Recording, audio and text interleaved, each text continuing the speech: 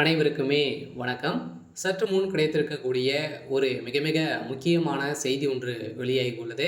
சற்று முன் அமைச்சர் துரைமுருகனுக்கு பிடிவாரண்ட், 7 ஆண்டு சிறை, அலரும் அறிவாலயம். இது மாதிரி பார்த்தீங்கன்னா செய்திகள் வெளியாயிருக்கு. அனைவருக்குமே தெரியும், திமுக பார்த்தீங்கன்னா ஒரு முக்கிய புள்ளியாக அனுபவம் வாய்ந்த ஒரு அமைச்சராக இருக்கக்கூடியது தான் அமைச்சர் துரைமுருகன். துரைமுருகன் அவர்கள் பார்த்தீங்கன்னா ஏற்கனவே பார்த்தீங்கன்னா 2007 ஆண்டு காலத்தில் பார்த்தீங்கன்னா எக்கச்சக்கமான சொத்துக்கள் பார்த்தீங்கன்னா குவித்ததாக ஒரு மீது தொடரப்பட்ட வழக்கின் அடிப்படையில் இப்போ அதிரடியாக பார்த்தீங்கன்னா அமைச்சர் துரைமுருகன் அவர்களுக்கு சென்னை உயர்நீதிமன்றம் அதிரடியாக பார்த்தீங்கன்னா உத்தரவு போட்டிருக்காங்க. இதன் அடிப்படையில் தான் அமைச்சர் துரைமுருகன் இன்று காலை பார்த்தீங்கன்னா அதிரடியாக கைது செய்யப்பட்டிருக்காரு. நேற்றிலிருந்து பார்த்தீங்கன்னா அவருக்கு பிடிவாரண்ட் உத்தரவு சென்னை சிறப்பு நீதிமன்றம் உத்தரவு போட்டிருந்த நிலையில் அதிரடியாக இன்று காலை அமைச்சர் துரைமுருகன் அவர்கள் கைது செய்யப்பட்ட சம்பவம் பெரும் பரபரப்பை ஏற்படுத்தியிருக்கு. இதை பற்றி இந்த வீடியோவில் நம்ம முழுமையாக பார்க்கலாம். அதுக்கு முன்னாடி நம்ம சேனலுக்கு இப்போ தான் நீங்கள் முதல் முறையாக வந்திருக்கீங்க அப்படின்னா மறக்காமல் நம்மளுடைய சேனலை சப்ஸ்கிரைப் பண்ணி சப்போர்ட் பண்ணுங்கள். வாங்க வீடியோக்குள்ளே போகலாம்.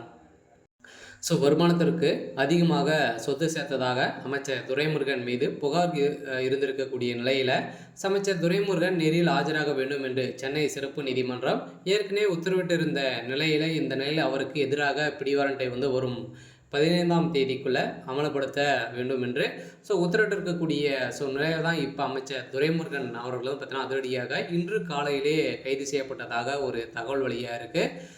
கடந்த 2007 2009ஆம் ஆண்டு காலத்தில் வருமானத்திற்கு அதிகமாக சொத்து சேர்த்ததாக அமைச்சர் துரைமுருகன் மீது புகார் எழுந்திருந்த நிலையில் இந்த புகாரின் அடிப்படையில் விசாரித்த நீதிமன்றம் தற்போது உத்தரவிட்டிருக்கு. இந்த உத்தரவின் அடிப்படையில் குறிப்பிட்ட காலத்தில் வருமானத்திற்கு அதிகமாக 1.40 கோடி அளவிற்கு சொத்து சேர்த்ததாக அமைச்சர் துரைமுருகன் மற்றும் அவருடைய மனைவி புகார் எழுந்திருந்த நிலையில் இந்த புகாரின் அடிப்படையில் தான் கடந்த 2011ஆம் ஆண்டு லஞ்ச ஒழிப்புத்துறை பார்த்தீங்கன்னா வழக்கு பதிவு செஞ்சுருந்தாங்க. இந்த வழக்கு பதிவின் அடிப்படையில் கடந்த 2017 ஆண்டு அந்த வழக்கிலிருந்து இருவரையும் வேலூர் நீதிமன்றம் பார்த்தீங்கன்னா அதிரடியாக விடுவிட்டது இந்த நிலையில். ஆனால் இந்த உத்தரவை எதிர்த்து லஞ்ச ஒழிப்புத்துறை பார்த்தீங்கன்னா சீராய்வு மனுவை தாக்கல் செய்து இந்த வழக்கில் ஆஜரான துரைமுருகன் மற்றும் அவரது மனைவி சொத்து விவரம், வருமான வரி கணக்குகளை தாக்கல் செய்ய வேண்டும் என உத்தரவிட்டிருந்த நிலையில் இதன் அடிப்படையில் தான் இது செய்தது ஒரு மிகப்பெரிய ஊழல் அப்படின்றத தெரிய வந்திருக்கு. இந்த சொத்து சேர்த்த வழக்கில் ஒரு சொத்துக்கள் அனைத்தையுமே